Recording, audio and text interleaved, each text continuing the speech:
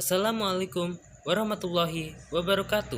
Perkenalkan, nama saya Danuja Pramudita, kelas 11 IPA 4, absen 6. Dan di sini saya akan menjelaskan tentang monopoli yang dilakukan oleh VOC.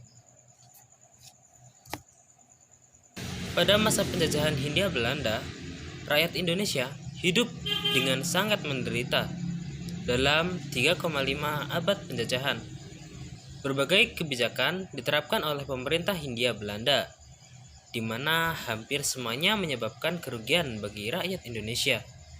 Tidak hanya itu, datangnya penjajah ke Indonesia juga menyebabkan perubahan di berbagai aspek kehidupan. Nah, di antara berbagai kebijakan itu ada kebijakan monopoli perdagangan. Kebijakan monopoli perdagangan dilakukan oleh Belanda melalui persekutuan dagang dengan VOC. VOC datang ke Nusantara untuk mengeruk kekayaan rempah-rempah serta melakukan monopoli perdagangan.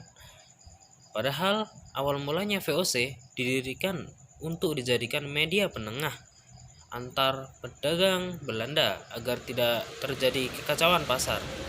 Namun seiring dengan berjalannya waktu, VOC memiliki kecenderungan untuk menjadi penguasa.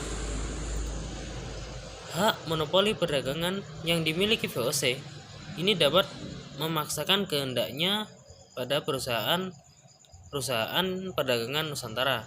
Tindakan ini tentu saja menimbulkan permusuhan dari perdagangan Nusantara, bahkan jaringan pedagang rempah-rempah Maluku ke Malaka yang dikuasai oleh pedagang Islam dahulunya akhirnya jatuh ke tangan VOC.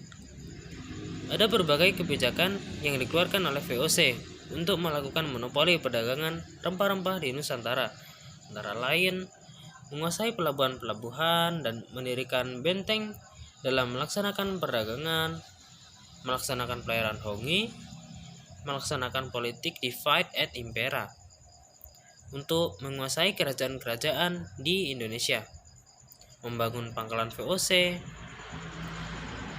Di samping itu, monopoli perdagangan yang dilakukan oleh VOC ini paling gencar dilakukan di wilayah Maluku. Agar rencananya ini berhasil, maka VOC telah menentukan sejumlah peraturan yang harus dipatuhi dan dijalankan oleh rakyat Maluku. Antara lain, rakyat Maluku dilarang menjual rempah-rempah kepada pihak lain selain VOC. Jumlah tanaman rempah-rempah beserta lokasi lahannya juga harus ditentukan oleh VOC. Sering berjalannya waktu, akhirnya VOC mengalami kemunduran dan bangkrut pada akhir abad ke-18. Korupsi besar-besaran dan ditambah dengan manajemen yang buruk membuat VOC lumpuh perlahan-lahan. Sehingga setelah mengalami kerugian yang besar, VOC dibubarkan oleh pemerintah Belanda pada tanggal 13 Desember 1799. Kemudian pada 1 Januari 1800, pemerintah Belanda mulai menjajah Indonesia secara menyeluruh. Tidak hanya dalam aspek perdagangan, tetapi juga dalam seluruh aspek kehidupan rakyat Indonesia. Sekian dari saya, terima kasih. Wassalamualaikum warahmatullahi wabarakatuh.